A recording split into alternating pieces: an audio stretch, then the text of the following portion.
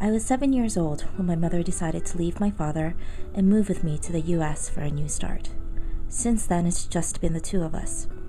I would be lying if I said that she raised me by herself, because I think I did a lot of growing up on my own as well. Don't get me wrong, she did as much as she could for me and my future.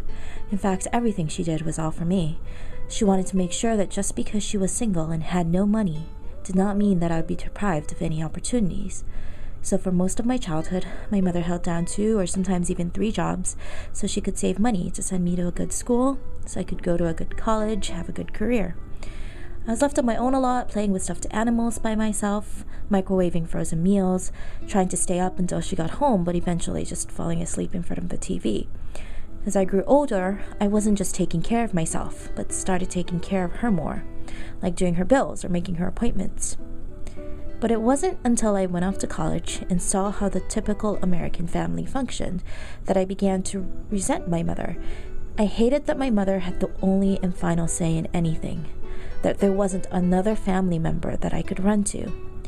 I hated that she called me every day, several times a day, because there was no one else for her to talk to. And I began to hate that my mother had decided to take me away from my father at the age of 7 without asking me, and had taken away my chance of getting to know my family.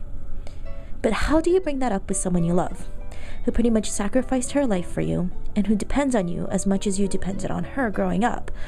I've struggled with this a lot, and I'll probably never be completely satisfied. But over the years, I've come to appreciate how my life has turned out. If it wasn't for my mother's decision to move with me to the States, I may never have gotten the chance to get such an amazing education, meet such wonderful people, and become a doctor.